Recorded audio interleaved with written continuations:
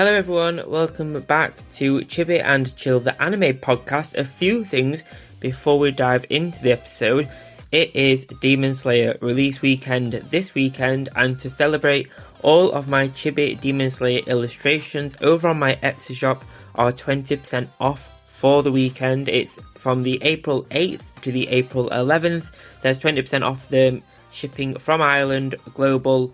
Check it out. There's all the favourite characters on there, and at the time of this recording, I'm working on a new one to publish for the weekend, so do check that out. Check it out on Instagram, TikTok, all that good stuff. You'll see the new Chibi going up. So if you're listening on Apple Podcasts as well, why not check out my anime and manga weekly news podcast series, Chibi Piece Exclusive, which is an Apple Podcast exclusive series where I dive into the top 5 anime and manga news stories for the past 7 days and share some mini headlines and highlights as well. It's exclusive to Apple Podcasts, and you can try a 7-day free trial before committing. It's definitely worth trying out if you're into anime and manga, which I'm assuming you are if you're listening to this podcast, and it's a great way to keep up with all the happenings in the anime and manga circles. Anyway, that's enough of that. So it's nearly here. It is so nearly here. It's at the time of this recording, we've got about 4 or 5 days until it's here. Demon Slayer Season 3 is airing this weekend. This is not a drill, it's airing this weekend, Sunday, April 9th, with the start of the Swordsmith Village arc. It is finally here.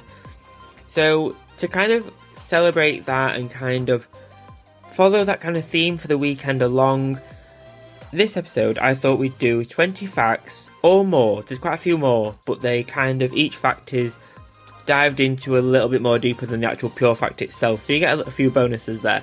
But 20 facts you didn't know about Demon Slayer. So that's both the manga and the anime. So let's dive into some 20 facts you didn't know about Demon Slayer.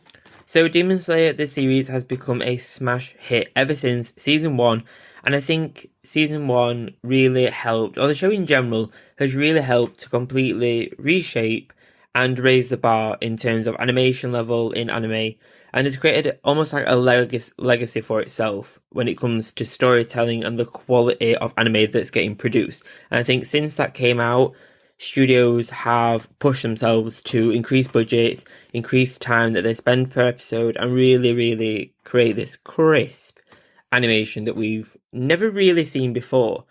There are a few anime that I would always recommend to people who are wanting to get into anime and don't really know where to start, and Demon Slayer is always on that list, along with the classics, obviously, Sailor Moon, Jujutsu Kaisen, Attack on Titan, One Piece, obviously, and other ones such as Assassination Classroom. There's a few ones that I always recommend, and Demon Slayer is always on that list. It's the one that I say got me back into anime properly after a couple of years. I kind of stepped away from it, tried to be more normal, and I hated it. So Demon Slayer was the one that really brought me back, and it has a very soft spot because of that now. So the Swordsmith Village arc covers 30 chapters from the Demon Slayer manga, spanning from chapter 98 to 127. And the first 3 chapters, 98 to 100, are set to be adapted as part of the season premiere, which is a 1-hour special episode. So the 1-hour special will be airing this Sunday, April 9th. So cannot wait for that. I love it when they do a 3-episode-in-1 style effort with where it's been an hour long. I think that's so good to dive into a story that hard at the beginning. And in the run-up to the new season airing, I thought it'd be a great chance to dive into the world of Demon Slayer a little bit more, go through some of the characters, some of their tidbits, some of their trivia. And so let's dive into 20 facts you didn't know about this series, both the anime and the manga. Roughly 20 facts, maybe more. A little bit of a side note before we get started. If you're worried about this episode being very spoilerish and it's going to give a load of the story away, I've tried to avoid them. Avoid spoilers. I've really tried to do this as a list of blanket facts that won't give spoilers away. I ended up seeing some spoilers for myself, creating this list. I've not shared them because I don't want to ruin it for anyone else. Or the rest of us who haven't read the manga. I know, don't at me for that. Don't come at me. I haven't read the manga yet. It's on my list. I really want to get the box set because the box art is amazing and I want a complete set like that, but it's €200 and I need to I need to save and justify that. Anyway. Fact number 1 is that Nezuko and Tanjiro's family worked with fire. We know that. But even their last name, Kamado, refers to a traditional charcoal-fueled stove. They respect fire, and we see that in their father during a flashback where he performed a traditional dance in a ring of torches on New Year's Day. That's a really cool scene, and there's an amazing Funko Pop for that flashback. If you've seen it, you know it's amazing, and people were flying to the stores and the online shops to be able to get that pop. It looks so good. Fact number 2 is that the Hashiras are the most powerful members of the Demon Slayer Corps. We know that, but there are only 9 of them. To become one, a Demon Slayer needs to kill 50 demons, or one of the strongest demons that belong to the 12 Kizuki, the Demon Slayers that are under Muzan's, the Demon King's, direct command. So the Hashira each have their own authority over a given region. I didn't know this. So protecting the humans that live there and knowing about any demon activity on their land. I feel like I should have known this, but maybe I just didn't register it at the time. And each of them, as we know, has a different breathing style that they've developed as part of a strand of another Hashira's style, and it's their specific style of combat. So fact number 3, our next one, is when Rengoku first became a Hashira, he had to face the Flute Demon. And in order to defend himself against the Flute Demon's blood demon art, he intentionally ruptured his own eardrums. So it's not clear whether this permanently harmed his hearing or whether he kind of got it back, but it does go some way to explain why it was so loud, especially on the Mugen train. So our next fact, although it's not stated specifically or explicitly, the manga implies heavily that Muzan and Kaguya, sorry if I read that wrong, are related to each other. Kaguya says that its bloodline was cursed because of a demon that came from it. So the demon was the original demon, quote, which would mean that the first of its kind, so the OG one, the very first. So, and we know that Muzan is known as the first demon ever, so it makes sense that Muzan came from Kaguya's bloodline, but how?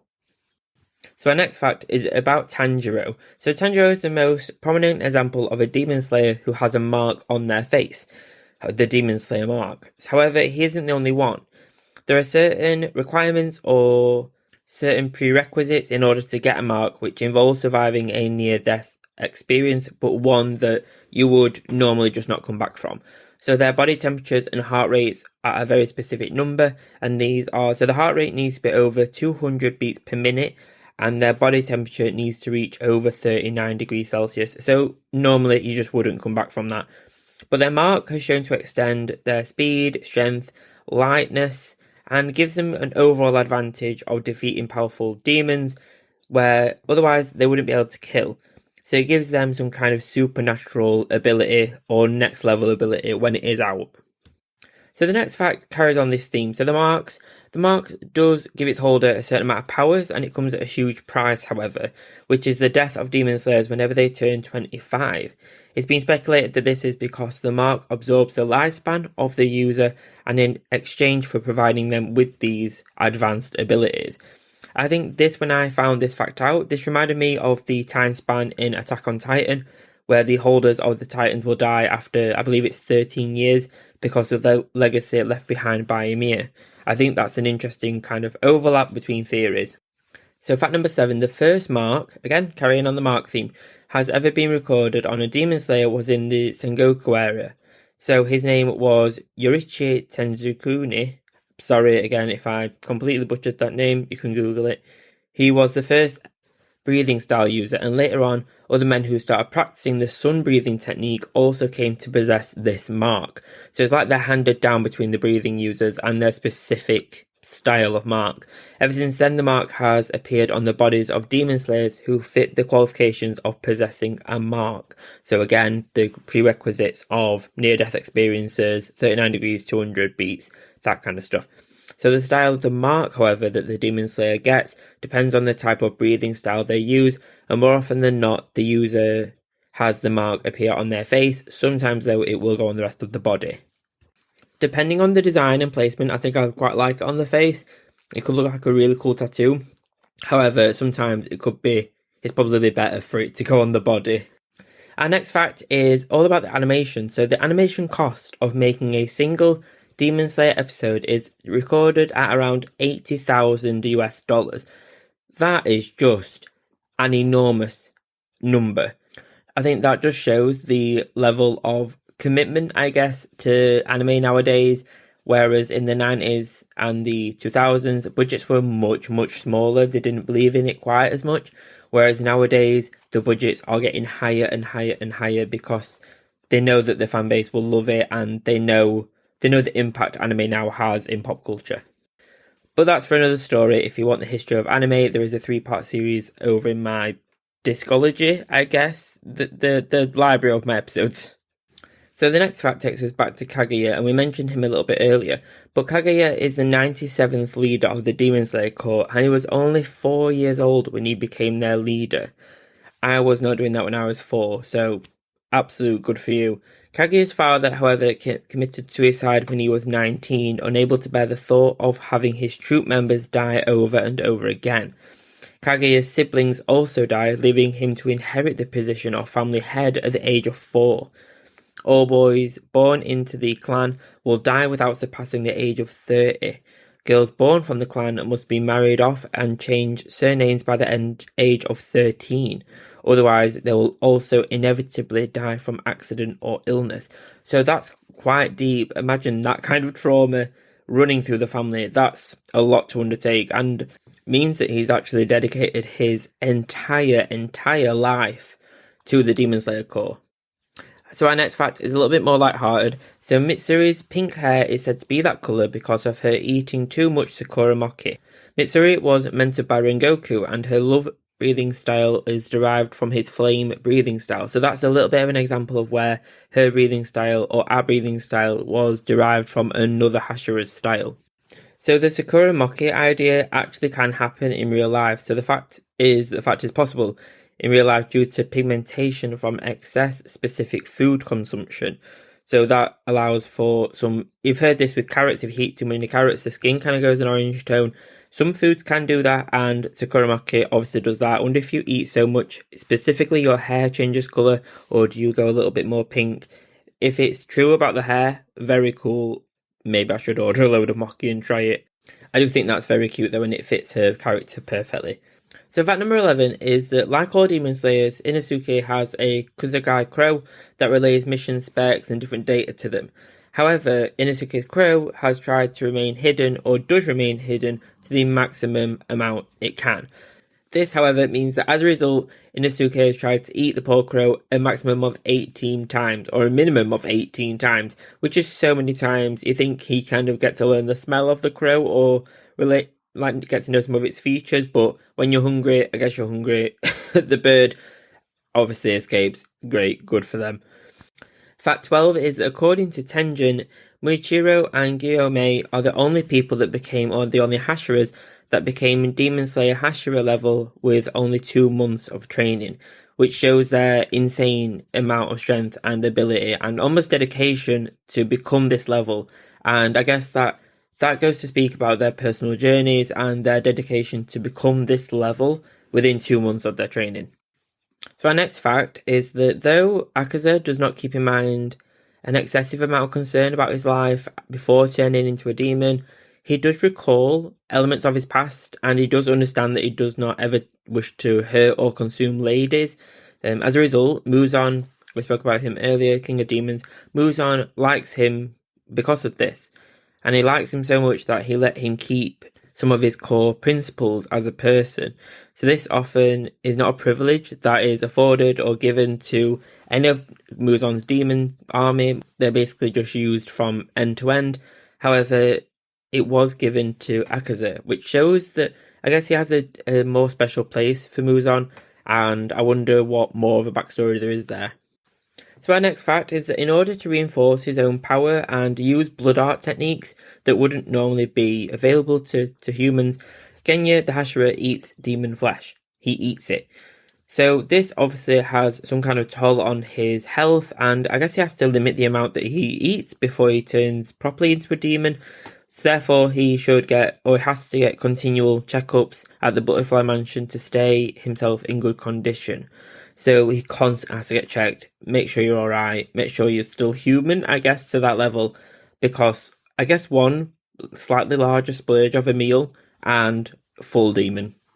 So fact number 15 is that Tanjiro has a keen nose, and we've seen that exampled and referenced in quite a few episodes.